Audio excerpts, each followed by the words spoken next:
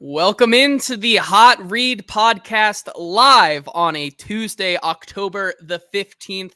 I am your host, JT Ruhnke, writer and reporter here at Broadway Sports Media. You can follow me on Twitter at JT_Ruhnke.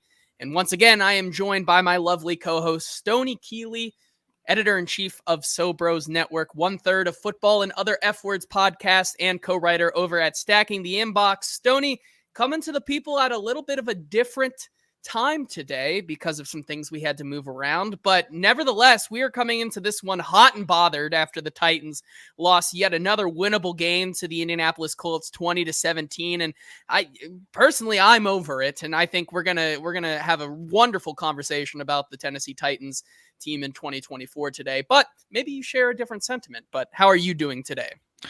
I'm doing great, JT. I appreciate you accommodating my schedule. My father-in-law's in town. He's playing a gig tonight, but it's like the early bird special. You know, we got to get home. We can't be out past bedtime. So he's playing at 5 o'clock. I got to hop in a lift as soon as I'm out of here. And we make things happen around here. And that's what I'm very proud of. And I'm very thankful that you are willing to accommodate me. Yeah, no problem. And I think that, obviously we have some people in the chat already giving off their hottest Will Levis takes and whatnot about the Titans season. That's what today's show is going to be, talking about mostly this Titans loss to the Indianapolis Colts, discussing some things about Will Levis and Brian Callahan. Should the experiment be over? Is it already over and they aren't really talking about it? Those are things we're going to get into today. Also, yes, we know we like to have a little bit of a club hype music here at the beginning of the show. I know I see Zach in the comments, crying and moaning and, being a little brat about the show taking forever to start. But hey, so, unlike some of the other shows on the 440 network, it's not as simple as to start a 30-second countdown and retweet the show once. No, my friend, we try to up the ante over here at the Hot Read podcast. Do a little bit more than the boomers over on a certain other show do it. But that's a great segue into the sponsor of all 440 shows, Sinkers Beverages and Bluegrass Beverages. If you know 440, you know them. If not, we are happy to introduce you on this show. Thank you once again to Sinkers Beverages. More on them later. Stoney, like I said, I'm officially over it. This is It's a lot of frustrating football the Titans are continuing to play. And I feel like over the past 2 years on this show specifically, kind of, through the first 10 to 11 episodes I've done with you or so, I can't keep track anymore of how many episodes I've done, but certainly over the 300-ish episodes that I did close to now with Easton Freeze, I feel like I was always the glass half full guy, trying to teach some patience on this show and not go full lose my mind, turn into the Titans Joker. But I feel like I can't do that anymore because this team has pissed me off to a point where I can't see it that way anymore. And I think that's what we're going to get into today. I think it's time to be a lot more critical of this team and some of the things that they've done, which I just think are absolutely unacceptable. But before we get into that, we should have a conversation about what's going on around the NFL today. And if you are joining us live on Twitter or Facebook, do us a favor, head on over to the Broadway Sports Media or 440 YouTube channel to join the comments like Eddie and Zach and Easton and Kenneth over there to talk about Will Levis and the rest of the Titans, because we want to hear a lot from you. Your hottest takes about Will Levis, Brian Callahan, that whole situation, everything and anything we are going to discuss today. But two massive wide receiver trades went down earlier today. The first of two was Davante Adams being traded to the New York Jets after a very disappointing loss last night to the Buffalo Bills. Sure sounds like to me that this was going to happen always, because Davante Adams was already in the building this morning as it was announced. He goes on Pat McAfee with Aaron Rodgers. I saw a tweet that it says it looks like the two of them probably shared the night together because they knew this was going to happen all along. But the Raiders get a rounder pick back for Davante Adams. It can become a second round pick based on performance. Davante Adams and his contract go to the New York Jets. And then the team that beat the New York Jets last night, the Buffalo Bills said, all right, let's one up you. And they trade for Amari Cooper from the Cleveland Browns. They send a 2025 third round pick and a 2026 seventh round pick in return for Amari Cooper and a 2025 sixth round pick. And I think that got a lot of people talking. Certainly, we'll discuss this more on Friday's show. Titans play the Bills this week. How much of Amari Cooper will the Titans really see this week as they go up to Buffalo? But a bigger Titans spin on it.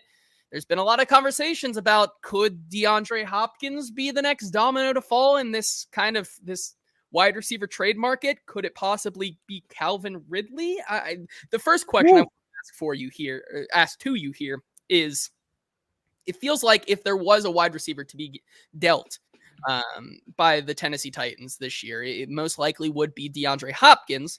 And I put out earlier today that, even if Davante Adams is getting a third round pick and Cleveland is getting a third round pick for Amari Cooper, I don't think the Titans would even sniff something that close. My mind would be set at, for DeAndre Hopkins specifically, I feel like the best they could do is a condition, maybe a fifth round pick, just base fifth round pick, no conditional whatsoever. That's where my head's at. Stoney, if DeAndre Hopkins was to be traded, what do you think the compensation would likely be? Well, before I forget this note, I just want to take a dig at Buffalo, because y'all said, oh, they got their wide receiver one. They drafted Keon Coleman. He's the guy. And I tried to tell y'all, and now look, here we are. We got the Bills trading for a wide receiver at the trade deadline. So, well, it's not the trade deadline, but they're trading for a wide receiver nonetheless. As far as compensation, I don't think a fifth is unreasonable to ask for DeAndre Hopkins at this point, but I definitely think it's a day three sort of value for him. My question, let's just get off the rails right here, right off the first question you asked me. I'm going to go off the rails. Wanye Morris straight up for DeAndre Hopkins. Who says no? They flip him back to right tackle where he played at Oklahoma. Who says no? Probably both teams, I guess. I don't know. I don't know if that's exactly. Sorry to trying to come up with creative solutions. Solutions for this Titans shit show. Yeah, I mean, that's something that we definitely will talk about, the offensive line, later in the show. But it's an interesting conversation because, like you say there, the point of the matter is that I don't think the Titans could get that much in returon for DeAndre Hopkins at this stage in his career, and I think they wouldn't get the same as Amari Cooper and Davante Adams. And I think it's really simple. You look at what Amari Cooper and a Davante Adams brings to a team, even if they are in all the same age range of 30-ish to 32. Amari Cooper and Davante Adams are still able to stretch the field and kind of take the top off a defense, and that's just not something that DeAndre Hopkins can do anymore. You look at these guys, DeAndre Hopkins doesn't really pose that much of a deep threat like he used to in his career.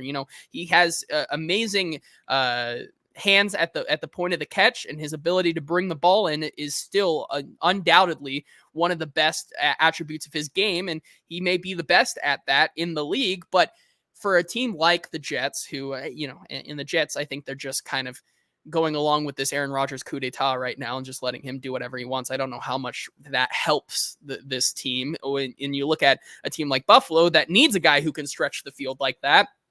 DeAndre Hopkins, I don't think, was ever going to be a fit for them. And if you look at other teams that might need wide receivers, the logical team, the only other logical team I could really think of right now,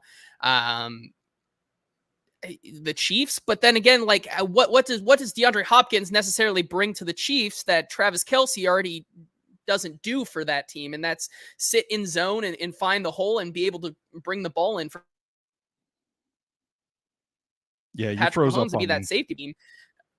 I was talking about how DeAndre Hopkins probably doesn't offer that much of a upgrade to a guy like Travis Kelce, who sits in soft zone and is that security blanket for Patrick Mahomes. So outside of that, I don't think there is much more for a DeAndre Hopkins out there besides what he is bringing to this Titans team right now, which, if he was to get traded, that definitely takes a hit for this team that is still striving to be competitive this year. Yeah, and the other team that's kind of floated out there in rumors is the Pittsburgh Steelers for DeAndre Hopkins, and I'm kind of curious as to how he fits into that receiving core as well, especially considering what the Steelers have at quarterback. There's a little bit of uncertainty there. It's, he's a guy that you want, assuming you can get the ball out to him. And they haven't been doing good enough job of that here in Tennessee. So I don't know what the incentive would be for a team like Pittsburgh to make the trade for him. I kind of feel like it's Kansas City or bust if we're gonna have that conversation for Hopkins. And I do think that you can still cause some conflict with him in that Chiefs offense, because what you're doing is basically upping the number of receivers that the defense has to account for in their zones and underneath and that sort of thing. And they still have the long speed with Xavier Worthy. No, I don't think DeAndre Hopkins is a similar style receiver to Rashee Rice, who left the hole in the Chiefs passing game, but I still think at this point, they probably just need another body there, and they can work with the skill set that they get. So I get what you're saying, JT, but I do think it would be worth it for Kansas City to add another weapon. The other option that has been floated around is the Chiefs going after a guy like Calvin Ridley, who I let me just say this. I think that's ridiculous. I don't think that would ever happen. Someone asked me about this earlier today and texted me, and they said, man, would the Titans ever consider trading Calvin Ridley? And I said, would the Titans ever consider it? I don't think any other team would consider it because of that contract. I don't see how you're going to get more than a third for Calvin Ridley. I don't think you would even get a third for Calvin Ridley because the contract that he also brings is just so large. I don't see why a team would do that for a rental type player in a win now build. And so either of those guys. Now the one I will say for Kansas City before we move on here, I've heard some people bring up the idea that Deontay Johnson to Kansas City would be a nice fit, and I think that'd be very scary for the rest of the league, and I hope it doesn't happen, but for my fantasy teams, I hope it does. And then Hopkins to Carolina. There you go. Perfect. For Bryce Young. Yeah, for Bryce Young. There we go. We figured it out. 3-team trade here. Perfect. Yeah. I don't know what the Titans are going to get back besides Bryce Young in that trade, but there we go. We just pass assets around right there. Give us the team. I love it. But I think either way, we heard from Brian Callahan yesterday when it comes to what this season means for the Tennessee Titans. He was asked whether it is about finding what Will Levis is or staying to be a competitive team. And Brian Callahan noted that above all else, the goal of this team is to be competitive. And if you were to trade one or both, or, one of Calvin Ridley or DeAndre Hopkins, or hell, even both, if that is the timeline that we are in this weird NFL season, you are going against what your motto is there of trying to be a competitive football team in 2024. And so I think that at the end of the day, could we see DeAndre Hopkins get dealt at the deadline, which is in 3 weeks, because this team loses to Buffalo, this team loses to Detroit, and then somehow loses to Drake May and in the New England Patriots? I think you could make a case that DeAndre Hopkins does get dealt then, but for right now, this team's going to still try to win games. Brian Callahan, a new coach, wants to win games. And I think that's something that you need DeAndre Hopkins and Calvin Ridley around for. So I think that's a good point, a good place to move on to the meat of today's discussion, which is the Will Levis experiment done? Like, is it over? And I think there's a bunch of different ways that you can attack this conversation. And of course, if you're joining us live on Twitter or Facebook and want to get in on the conversation about Will Levis and Brian Callahan and the rest of this Titans offense in 2024, do us a favor, head on over to the Broadway Sports Media or 440 Sports YouTube page, where you can join Joshua and Jake and Zach and Kenneth in the comments. Zach over here says, trade Jaquan Jackson. I don't know. Yes. Could you even get a bag of footballs for Jaquan Jackson? I don't know. You might could get Bryce Young for For Jaquan Jackson. Jaquan Jackson, you might. Wow. You might. Okay. Okay. Maybe.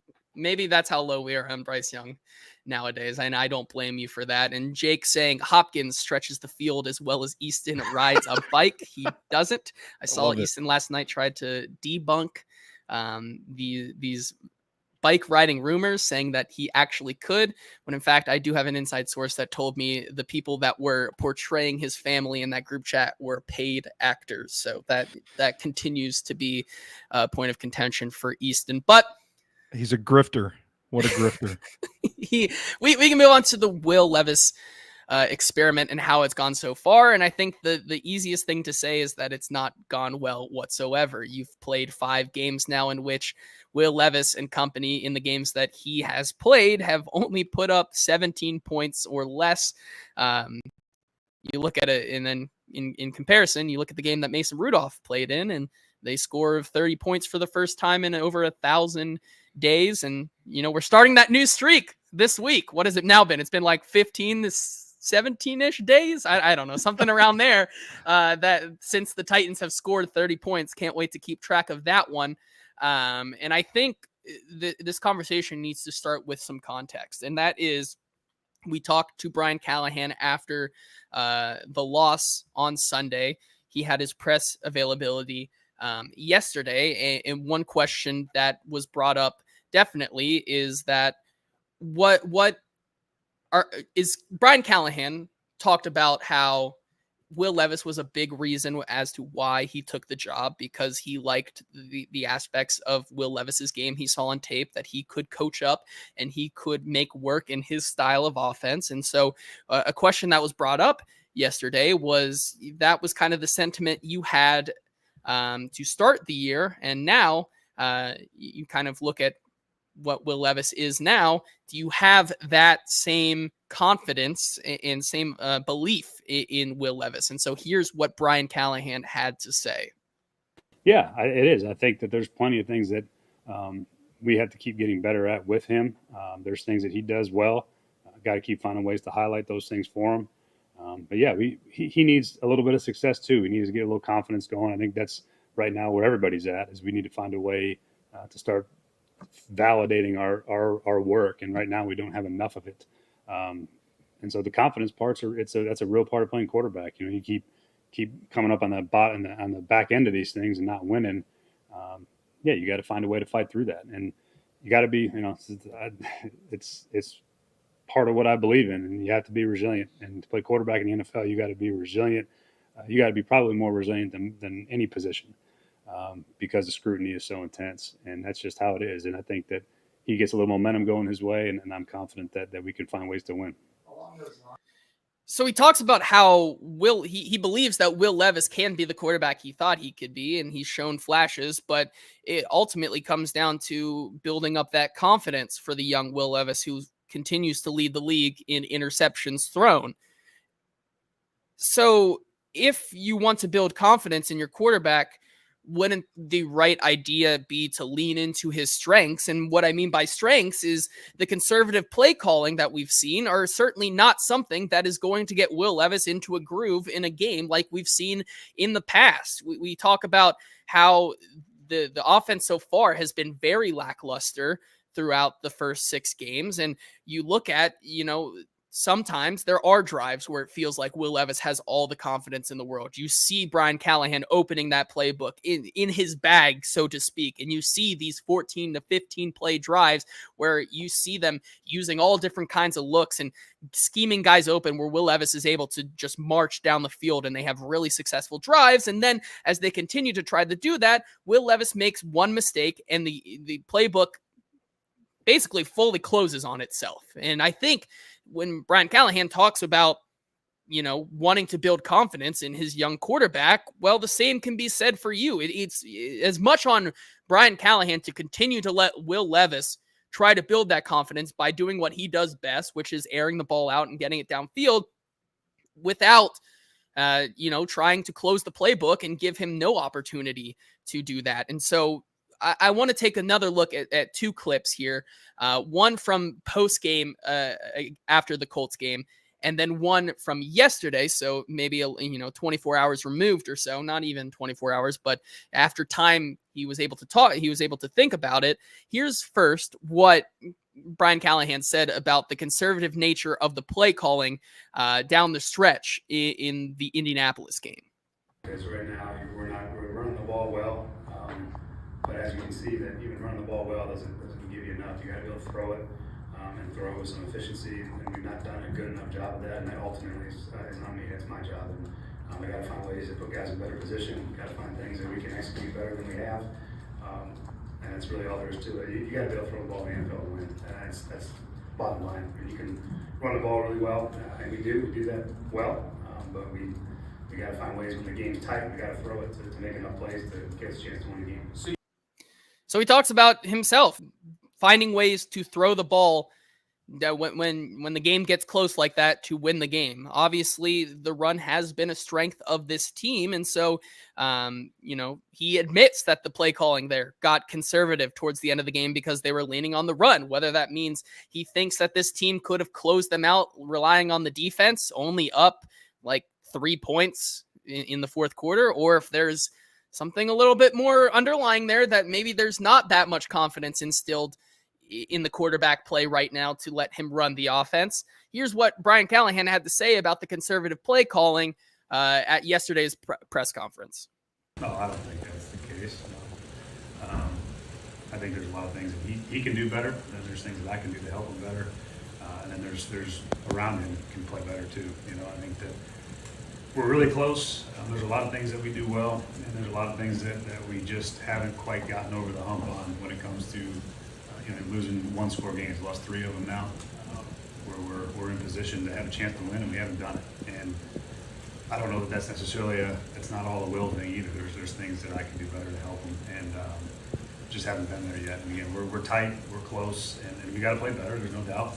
And he's got to play better, but there's things that I think are encouraging and positive about it as well. If the theme of the season, though, is to see Will do everything Will can do and get an ultimate verdict on, wouldn't that idea fall in line with letting him cut it loose more rather than playing it safe? Yeah, there's definitely calls that go down the field that don't get thrown down the field. So yeah, I don't. It was conservative nature in some of the runs because we run the ball well.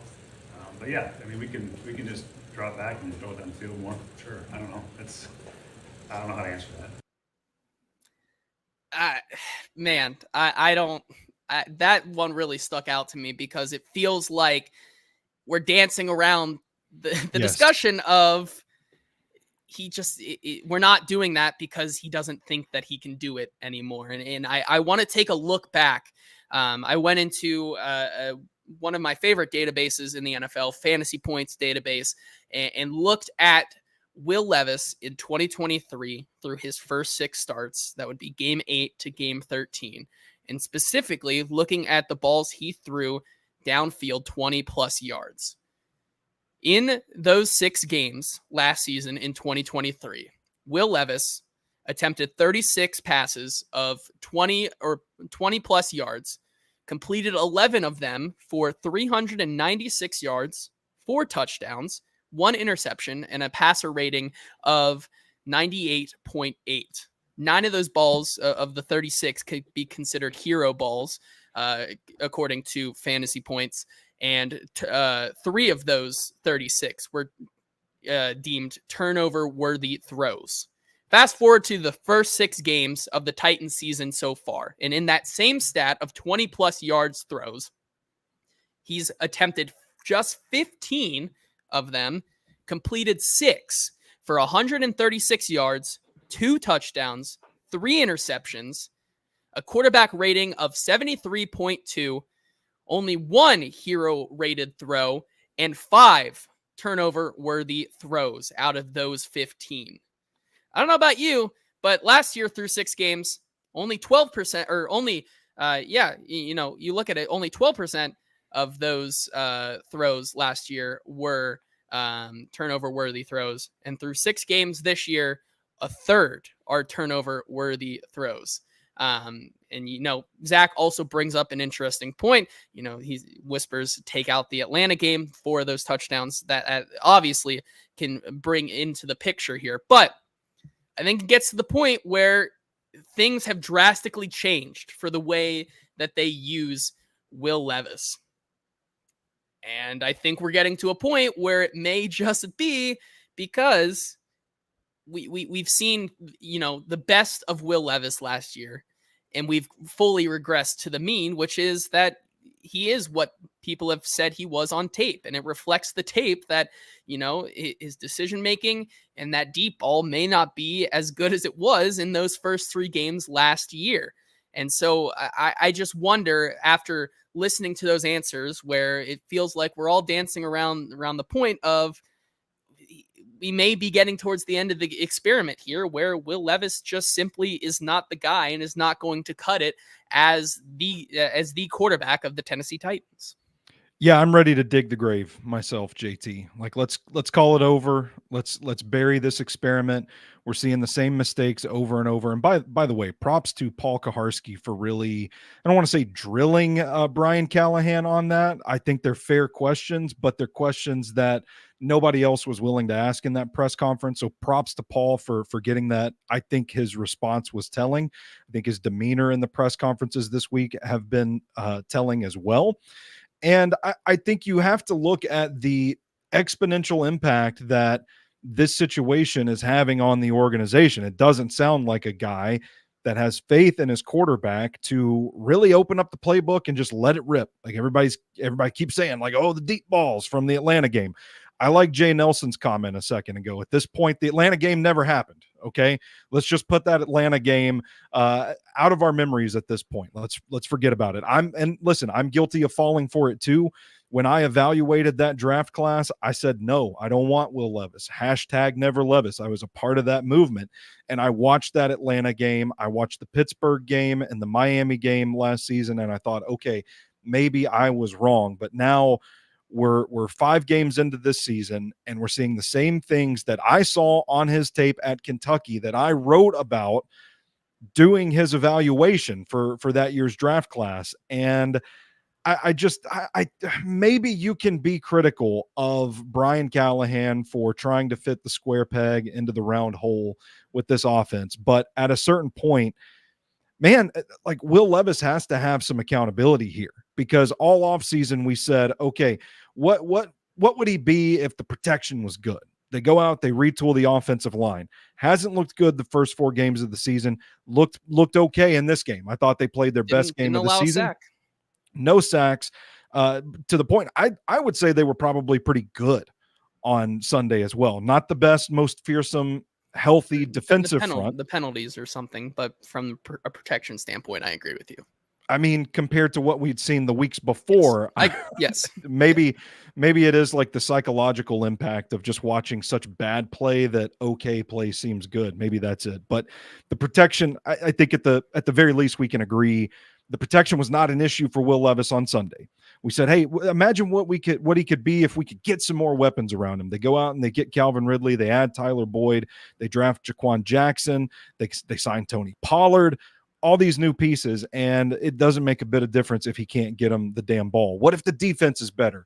What if he doesn't have to go out there and score 1 million points? And then they go out, they retool the defense. They bring in Denard Wilson as the defensive coordinator. They're looking pretty damn good. And then they're giving up points in the fourth quarter, which I think is also fair to wonder, how much are these deflating mistakes and turnovers taking the air out of the defense right now? Because what we're seeing is the worst performance in the fourth quarter, when they've been asked yet again, week in and week out, you guys have to go pitch a shutout to win us this game.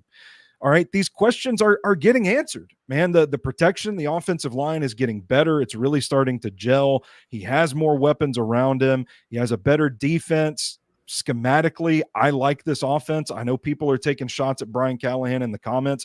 I will defend him because I've watched the tape every game, and I see plenty of moments in each and every game that I think that should have been a big play, that should have been a throw that Will Levis hit, and he's not hitting them. And it's the same stuff over and over. The ball placement's erratic. It's in front of the receiver, behind the receiver. It's late. He's telegraphing his throws. The interception in this game was terrible. And people came after me when I tweeted, hey, I'm ready to close the book on Will Levis after that game. Go check out on Twitter. Superhorn has a thread of the Will Levis throws from Sunday, and my sentiments exactly match that. Like, it's bad. The timing of Will Levis, his internal clock, is just completely broken. And maybe you play the patient game and you ride it out with him, but I'm at a point where I think the answer's already there. And I think Paul Kaharski also has a great piece, talked about it on yesterday's episode of A Football Show as well, that this play caller, the way he's calling this offense right now, seems to indicate that they have their decision on Will Levis. And I think it aligns with what we're thinking about this quarterback. Yeah, I think there's a lot of really good points in there. One, the accountability on Will Levis's part is something that I think has also been very highly contested and talked about this week. I do want to bring up just another disconnect I feel like there is between Will Levis and the quarterback right now, or in the head coach right now, that I found really, really interesting. First of all, it starts with Will Levis after the game against the Indianapolis Colts, where he talked about, because I think you saw 3 or 4 throws that looked uncharacteristically bad. And I know that Will Levis has had some bad throws, but a lot of those deep balls and those long shots down the field seem to sit in the air for a whole heck of a lot more time than we are used to seeing Will Levis like hang the ball in the air like that. And so we asked Will Levis about, what kind of contributed to that, those throws, and specifically the one where it was just a ball that was hanging up there. Calvin Ridley doesn't really ever play defense on it, and they're just able to pick it off with ease to kind of seal the deal on the game, more or less. Here's what Will Levis had to say about that interception. I think I could have given myself some more depth away. Peter came up, told me he got a little push, but I can't let that be the reason for it.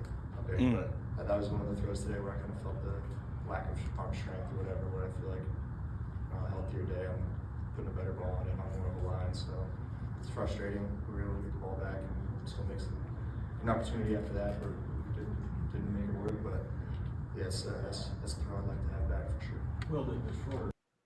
And so he says that the shoulder wasn't quite ready for this game, which I was in the press conference, and I'm glad Teron asked the question, because it really felt like they wanted to get Will out of there after he said that. But they asked a follow-up, which kind of was along the same lines of the question I wanted to ask, which was, so you said that you didn't have enough arm strength. So where does that put you on the scale of being fully healthy, or where are you? And so Will Levis answered that by saying he didn't feel like he was 100% in this game, which is very interesting and very telling, because when asked about it yesterday by, I believe it was Terry McCormick, who asked Brian Callahan about what Will Levis said, here's what Callahan had to say. But then he also said that on the interception, he felt like that had his shoulder been better, he could have made a better throw. Sure. How do you balance that, and what kind of was the situation with his arm yesterday? Everything leading up to the game and in practice and everything felt like he's good enough to make the throws that he needed to make to win. And I didn't have any reservations necessarily about that. I didn't think there was any real ill effect. I mean, I knew there was going to be some pain. That's just part of it. I appreciate him trying to manage that and fight through it for his teammates and for our team. I didn't see anything that would have made me feel like he wasn't able or willing to actually be able to play at the level he needed to play at. That throw at the interception, he had pressure kind of in his face, and he couldn't quite get everything into it anyway. I don't know that an arm strength or a healthy shoulder would have made much of a difference, truthfully. But he's whatever he had to say is how he felt. But I didn't feel anything going into the week that would lead me to believe that he wasn't ready. So 2 different answers there. One saying, I don't think Will Levis's shoulder really affected anything that he could do or did. And Will Levis himself saying that it felt like it did affect, whether that is excuse making or not. I feel like that, you know, that's a question that you can ask. I don't think that's necessarily a way or a place we should go, but still, the point of it all is that I think it is concerning to a point that it feels like we're starting to see cracks between the quarterback and the head coach / play caller not being on the same page here.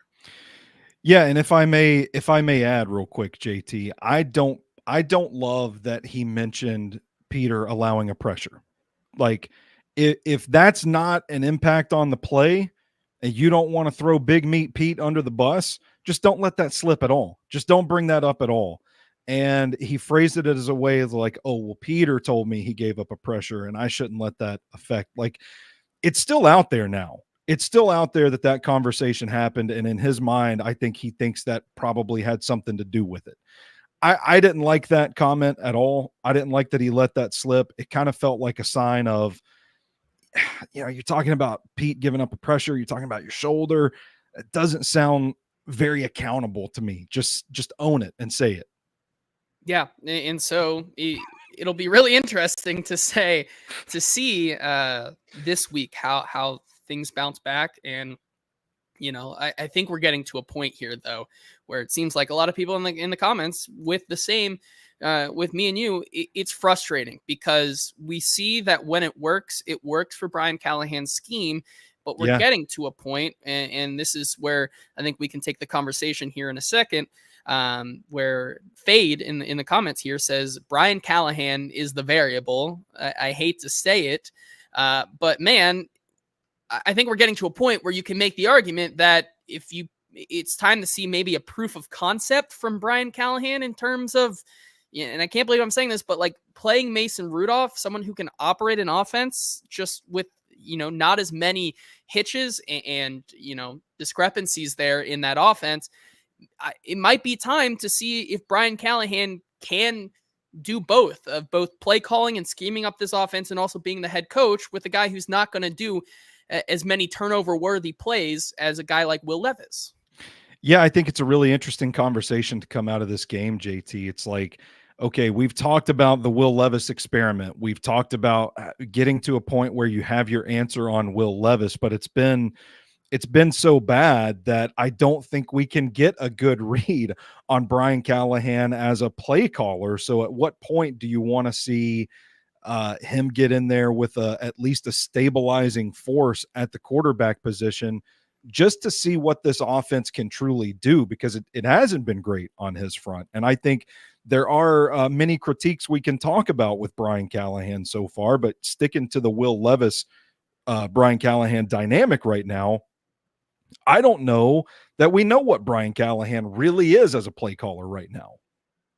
Yeah. And so I think that's the final verdict for me, is that I think the verdict is secretly in on Will Levis, and that this is not something that will work out. Things obviously can change. And I know that there's a lot of people out there saying that Will Levis can be a competent quarterback, just not on this team. I feel like I'm slowly but surely getting into that boat because, you know, with this team and the kind of structure that they've dug themselves into with these kind of 2 to 3 year contracts with some big name free agent talent, feels like you don't have that time to let a Will Levis develop into that competent quarterback he can be in year 3 or 4, right? That's not something I think is in the timeline or in the cards for this team. Cards were that if he's going to hit, it has to be this year, and then we can go from there. But obviously, only time will tell. But I don't feel good about the Will Levis situation right now. Stoney, you said you have a exercise in psychology on this whole matter that you want to bring up here. Yeah, I want to go through this, JT. First of all, I want to plug yesterday's episode of A Football Show right here on the wonderful 440 Sports Network. I thought Braden and Paul had a fantastic discussion about the very issue we're talking about, and like the Brian Callahan, Will Levis dynamic. And we mentioned Paul asking Brian Callahan to his face if his play calling tendencies indicated the verdict is in on Levis. Great question. We saw Brian Callahan pause. I thought Braden raised an excellent point about That's not usually the case with Brian Callahan. He's been a little pausy this week, and usually he's an articulate guy that has an answer ready to go right off the bat, but it wasn't the case. He really looked like, to me, a guy that was struggling to form thoughts in a way that he didn't want to start, throwing people under the bus. So I ask you, as a guy, I have a psychology degree from the Harvard of the South, MTSU, Middle Tennessee State. So I want to turn this on you, JT. I want to ask you, if you ever find yourself in a position where someone asks you a question and you have to pause to gather yourself before you're answering, why? Why is that the case usually for you? For me, it's I don't want to say something I don't really mean, or something that I'm actually thinking. Obviously, Yes. with coach speak, it's a lot of that's it. He's trying to formulate an answer in coach speak language that gives little to nothing away. Yeah. So I wrote down two possibilities there when you have to pause and think about it. You don't know, and you have to come up with something so that you have something to say, or you can't say what you really want to say, what you're really feeling, and you have to be careful about how you craft your statement. So I ask you then, JT, if that logic holds up, what's more likely? A guy that has this level of NFL experience, that's worked in the league for this long, with the quarterbacks that he has worked with, what's more likely? That he just doesn't know anything, that he just doesn't have any answers as to what's going on with this team, or that he knows he can't say certain things out loud to the media? I feel like it's the latter, potentially. That's what I feel. And so if that's the case, then JT, what could he possibly be feeling right now that he can't say out loud? Frustration, mostly. I would think one. Your Honor, I rest my case. Yes, and so here's the kicker, though, right? With the Will Levis situation, and I think QB coach Sean McAvoy chimes in perfectly in the comments, which is going to make everyone watching this right now, is that with everything we've just said, Will Levis is going to continue to be the quarterback, because I think he brings up an excellent point where it says it feels impossible to divorce the coach from the quarterback. Have to imagine his case to be the head coach and get hired was a developmental and success plan for Levis. If he benches Levis, he's admitting his own failure, which I think is a fantastic point. And we got to listen to Coach McAvoy now. One of the major reasons why, as we were going to get here, I still think, the proof of concept for at least the upper management of the Tennessee Titans is there for Brian Callahan. And so they're going to continue to play Will Levis nevertheless, even through this all. Now, I think with Will Levis, at this point, why don't you just let him just sling it? Like, at this point, because that's where I'm even with some of the play calling, I know someone in the comments brought up here as well, the fact that when I charted this game for fantasy points, it took until this was the middle of the second drive, but it took until there were 8 minutes left in the first quarter of this game to see Calvin Ridley or DeAndre Hopkins take the field for this team. If we're going to talk about building confidence for a young Will Levis in the beginning of the game, getting Calvin Ridley or DeAndre Hopkins not on the field until the 8-minute mark is unacceptable, I think, in my opinion.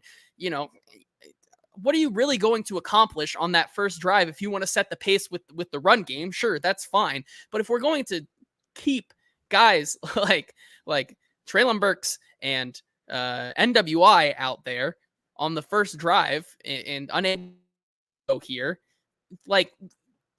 what are we doing in terms of play calling then? Yeah, I mean, I think that's a valid criticism of Callahan. I think you can criticize the amount of play action or lack thereof that he's running. They're not running under center very often. I think he's not been very adaptable after saying this summer that you got to be adaptable in the NFL. It very much seems like he wants Will Levis to fit in his offense and be his style of quarterback. I think you have a pretty interesting matchup tight end in Chigakokwo that they're not really using as a matchup guy. So at like I said, there are plenty of reasons to critique Callahan, but and again, I jotted down, like, get Ridley involved earlier, get your playmakers involved earlier.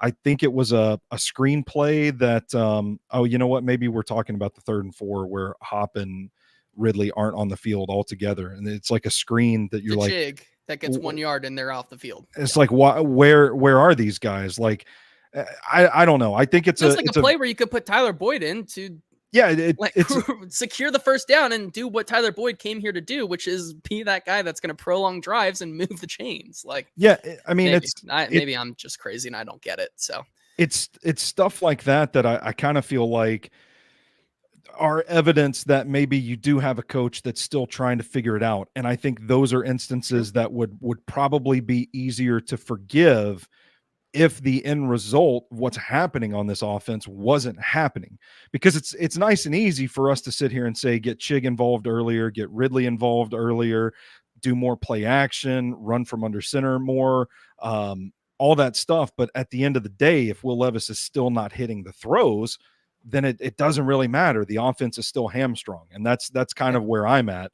Now, I think the interesting question is that I agree personally, I would be riding it out with Levis the rest of the season. I know I've talked so much shit this episode about him, but I'm still riding it out with him in the off chance that, yeah, there is a plan and it does finally click for him. And maybe you do see some signs of life, but in the worst case scenario, this thing just bottoms out and they get a high draft pick and they get the quarterback of their choosing in the draft next spring. That's a possibility. But I think the interesting direction that this conversation goes, and forgive me if I'm jumping the gun on the agenda, JT, is at what point do you consider like the other players in the locker room, people that might be frustrated, people that want to win now? And if the belief starts to creep in, I listened to Blaine and Zach today, and I thought it was really interesting that Blaine said he didn't think we're there yet, where players are in the building starting to give up on Will Levis. But if we do get to that point, at what point then do you have to make the switch just to kind of save the locker room? Yeah, I think that's an interesting point. But before we continue with this frustration and madness, got to give a big shout out to our sponsor here, Sinkers Beverages, who have been serving the East Nashville area for over 4 decades. They are a 3-time Best of Nashville Liquor Store of the Year, as voted on by you. Got to get in with their in-crowd program for special allocations, events, and tastings that happen every other week. I know I'm going to try to get out to one of those in the next couple of weeks as we get closer into the fall seasons. I love, those seasonal cocktails and things that just really, as the temperature outside gets a lot colder, that's when I love to, unleash the palate, and no other place to do that than at Sinkers Beverages. Also, I know they have their very small selection of very high-end bourbons and other spirits coming soon. So you can only know about those and when they come into stock if you join the in-crowd. Got to give them a follow on all their socials at Sinkers Bev on Twitter, Instagram, all of those things like that. And then if you can't make it out there, no worries, they got you. They search them on Uber Eats at Sinkers, and they deliver the booze to you because they drive so you can drink. Also have to give a shout out to Bluegrass Beverages, their sister store in Hendersonville that have been serving that location for over 50 years. Thank you to Sinkers and Bluegrass Beverages. All right, Stoney, I think we got to get to some of these comments here because the people have been patiently waiting, putting their comments into here. Yeah, and obviously, that's my bad. I'm fired up. I want to hear what some of the people have to say about Will Levis and this Titans team as a whole, starting with Eddie, who says, live by the sword, die by the sword. No reason to quit Levis now that the season's over. Obviously, they still have, 10 more games to play or so, something like that. I can't do quick math right now trying to go through this comment section. But obviously, I do agree to some extent that there really is no point to quit on him now because there's really not much more for you to do right now. It's the fact that Will Levis is not playing very good ball whatsoever, and they're still just losing barely in these 1-score games that I think gives them the biggest reasoning as to why they're going to continue to roll him out there. Kenneth going a little bit further, saying it's time to do this rebuild correctly. Jettison Levis, stack picks, let Callahan and Carthen pick their quarterback together, stop all these disjointed, forced marriages.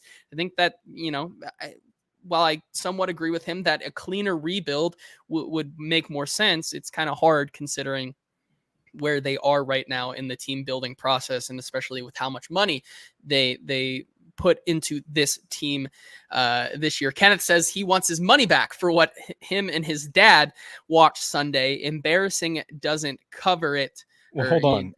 If I'm not mistaken, Kenneth can correct me, but I think Kenneth at least got some Hattie B's out of that. I think he got some hot chicken. I think he posted it on Twitter. I feel like I saw that. Maybe that was the highlight. It's never a bad day when you can get some Nashville hot chicken. This is true. This is very true. A. Jensen says Nick Holtz needs to go. He brings absolutely no value. What does Nick Holtz do? I mean, tell us, JT. Was I the first person to be on this where I call it where he was simply, when they hired him, I said he was just a guy and he really has done nothing more? The problem with Nick Holtz is that we really never can see what he does, mostly because of him not having those play calling duties.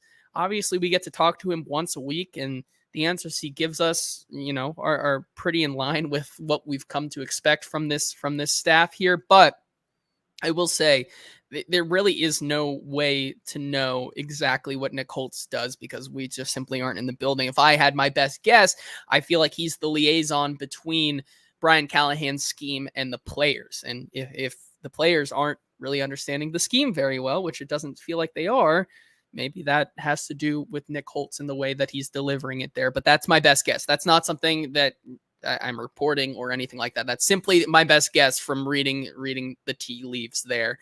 Joshua also agrees with the sentiment the Titans need to live and die with Levis this year because Carson Beck or Cam Ward in 2025. No, listen, this will be something we talk about for the long time, but I am absolutely out right now on every single quarterback in this class. I'm going to be talked back into Carson Beck. I'm still mad. I got a sour taste in my mouth after that Alabama game. Everybody said that he came back in the second half and had a nice game, but I don't necessarily agree with that. And I'm so far out on Cam Ward. Cam Ward is. Do you just want a few more years of Will Levis? Because I feel like that's what Cam Ward's going to be. Jordan kind of agrees with you there to an earlier point. He says you also have to think of the other 51 guys on the roster. You get your back blown out by the Bills. This locker room might just go south. It really depends. Like if they get clobbered, I could see that. If they continue to lose these, I get the sense the frustration is definitely building, but it feels like right now this team still believes in each other. And I think that's where they are right now. Fade saying when your game plan is to throw it short, all the defense has to do is sit on the routes. I think that's another interesting point and one we've seen in 2 weeks now, not this week, but a couple of weeks before that. We've seen that if they aren't going to test over the top with Will Levis's arm, it makes it easy for some of these corners to really just sit on that route and do what Jair Alexander did and really cut the route there. I was about to say the same thing. That's how multiple teams have attacked the Titans offense this season. They're just dropping back and trusting Will Levis not to really connect on the deep throws, and he's not going through his reads and even hitting the underneath stuff. So the response by the Titans has been to run the ball. But when you start getting stood up in the run game, there's nowhere to really go from there. So I think that's kind of part of what got us to this conservative play calling. Yeah. Chef Ran asks, is Callie and Ran on the hot seat? I don't think so whatsoever, but that's my opinion. Listen, unless you have a hotter opinion. I'm not going to rule anything out with ownership because that's fair. You just don't know. Just don't know what's going to happen. We'll just leave it at that. Personally, I think that Ran, for better or for worse, at least this class, last year's class is a mixed bag, but I still think Peter Skoronski's on a decent trajectory to be a plus starter here in the NFL, even if it is going to take a little bit more time than we thought.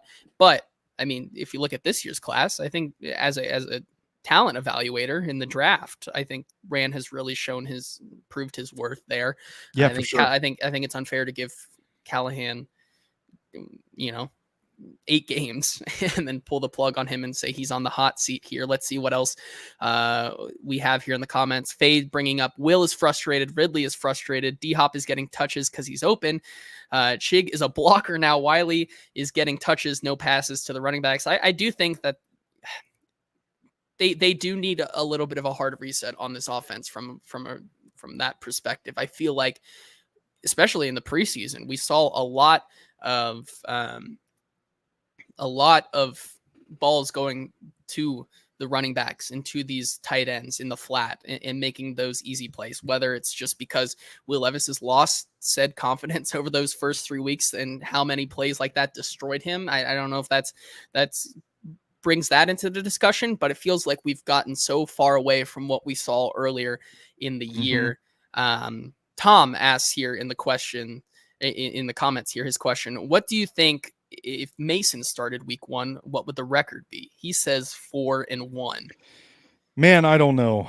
I would say maybe I probably give this team one more win, and it's probably the Chicago game. I was just about to say the same thing, because I think that result was... because if Mason starts that Jets game, Mason doesn't make the throws Will does to keep them in that game. Yeah, that's a game where they lose by even more than they did, because Mason Rudolph just simply can't make that throw. But yeah, I mean, what are they now? They're 1-4. They would be 2-3 in my book. Would they have won this game? Maybe, but maybe I'd put them at 3 and maybe I put them at 3-2. I think they might have. Chicago they is could have this game with Mason. Chicago is as far as I'm willing to go, because I think that was directly impacted by the flick 6 that Levis threw in that one. Yeah. Let's see what else we have here in the comments before. People are fired up today, man. They are fired up today. Jake says that Holtz is a lizard man scapegoat. I don't, maybe that's something. I like him. I want him doing ASMR. Read me fairy tales so I can go to sleep. Nick Holtz. Yeah, I mean, Chef says here, and I think this is something we'll talk about on Friday, the Bills could give the Titans a real hard reset with what they have right now. Yeah. But TJ says, don't let people hear you say that. Mason Rudolph is Brady. Don't you hear? Yeah.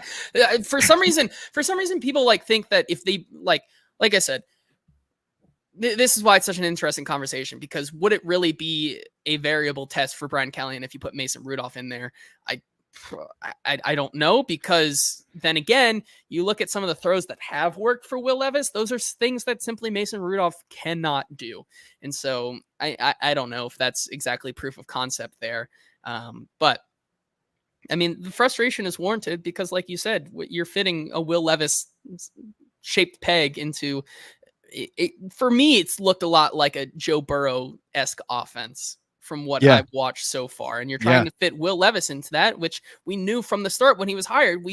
I remember when me and Easton were going on this show back in February and March, saying that Will Levis is not and will never be the same kind of quarterback Joe Burrow is. And so I don't know if that's something that maybe Brian Callahan thinks differently, but that's where I feel like we are right now.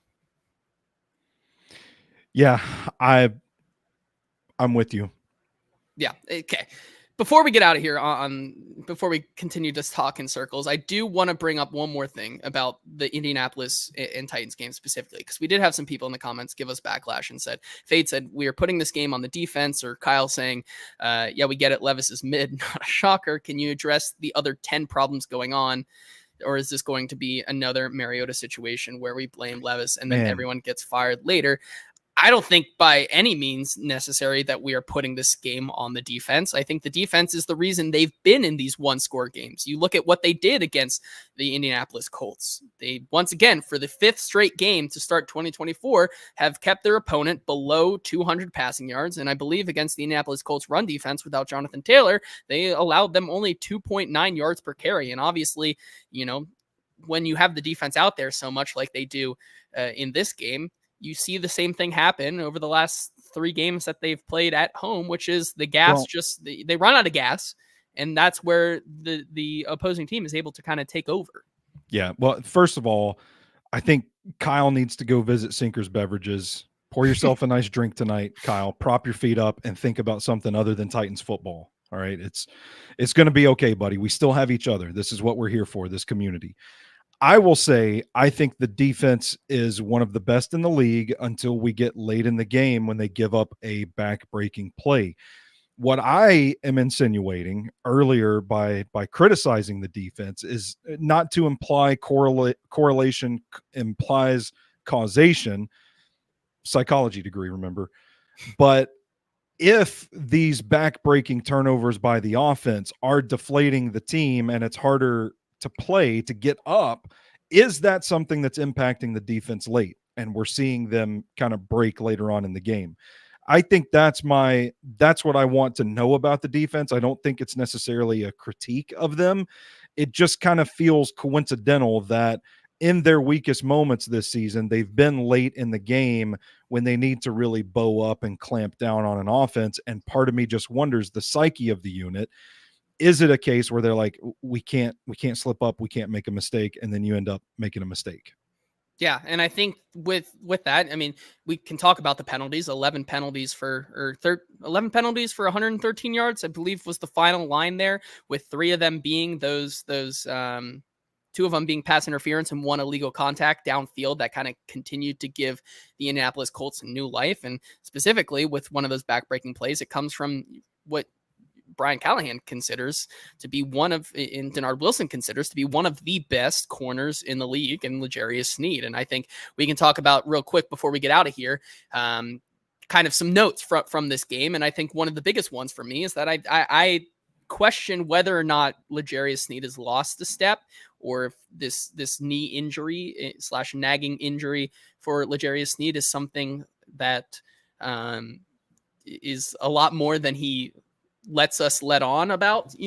I think that when you look at the plays that haven't necessarily worked for other teams, but you see Alec Pierce and Tyreek Hill and these guys just burning by L'Jarius Sneed, and L'Jarius Sneed doing some uncharacteristically different things to what we've seen him do in Kansas City, which is struggle to keep pace with some of these wide receivers. And that's where you see some of those back-breaking plays. And so I wonder that if we as a media collective and the Titans fan base as a whole are kind of relying too much on L'Jarius Sneed to be that guy who can do it all, like we may have thought he could, I just wonder whether or not it's going to maybe regress to a better version of Sneed that we've seen in the past. Yeah, I don't know what's going on, and I'm not ready to close the book on Sneed just yet, but I do think he had a pretty rough game on Sunday, and it seems to be situations where he is expecting safety help, or he thinks safety help is supposed to be there. So he's not really punching. He's not really getting physical with the guy at the line of scrimmage. There seems to be issues with his his ability to plant and change direction, where he's losing ground to guys. And then in contested catch situations, I mean, you saw what happened on the Michael Pittman touchdown. That's a play where they get a matchup. Michael Pittman catches those jump balls, good hands. He's got length. Flacco just hurls it up, and he just overpowers him for the touchdown. So I think there are reasons to be concerned. And my question to you guys privately, when we were kind of dissecting this yesterday morning in the group chat, is like, I wonder if there's something more to the injury than we're letting on. And I wonder if maybe the lack of pass rush is asking him to cover longer than he was in Kansas City. Those are things I don't know because I haven't studied 100% of the Kansas City tape this season, but it's just a question. Like it's the performance is bad enough that you're like, what's going on here? You have to start looking for reasons. Yeah, I agree. And so obviously we got to get you out of here because you do have a big time show to get to. But I gotta get moving. Before we get out of here, let's just talk about some good things about the Titans real quick. Empty some of our favorite notes. I'll go first. Jarvis Brownlee Jr. continues to be a stud for this team. Yes. I loved when I talked to him on Thursday about his sentiment about how, he's a rookie and he's going to make rookie mistakes, but it's how you bounce back from those. We saw proof of concept there where Jarvis Brownlee Jr. makes the illegal contact play that puts them deep into the red zone for the Indianapolis Colts. And then on 3rd and goal, he absolutely stifles Josh Downs at the line of scrimmage and forces them to kick a field goal that going to kick anyways. I love seeing the tenacity that he's playing with, as well as, his confidence that he also is playing with. That's something that I think is a huge bright spot for this team. It's also should be noted, as part of my job here real quick, Tyjae Spears will be week to week. So it looks like it'll be a lot more Tony Pollard and Joshua Kelly, maybe Julius Chestnut. Those are the 3 running backs they now have in absence of Tyjae Spears. Stoney, some things that you thought were very productive from this game for the Titans. Well, I was going to make a joke and ask if Cheeto and Brownlee should be the starting corners when Cheeto gets healthy, but I don't feel like the comment section is really in the mood for jokes today, so I'm going to shelf that one. I'm gonna keep it simple, or else we'll be here the rest of the afternoon. But Tavondre Sweat walking down Quentin Nelson on 3rd and goal to clog up the run and force 4th and goal was football porn. Love me some Tavondre Sweat. Yes. I'm with Jordan, JC Latham, LT1. Bottom line, the rookie class is paying dividends so far for this team, unlike the big free agents who have not done so. Except for Jaquan Jackson, who we're trading for Bryce Young. This is true. That's going to happen next week. You heard it here first, but that's going to do it for us today on the Hot Read Podcast. Appreciate everyone being here and joining in on the discussion today about the Tennessee Titans and their kind of lost season so far. But we'll be back on Friday, where the Titans will most likely have to pull a miracle to turn around their season against the Buffalo Bills, who now have a shiny new wide receiver 1 that they're going to have to contend with. How much will we see of him this week? That's something we'll discuss on Friday's show. Thank you once again to everybody here. And remember to like and subscribe over on the Broadway Sports Media and 440 YouTube channels. And for Stoney, this has been the Hot Read Podcast. We will see you on Friday. Thank you to Sinkers Beverages.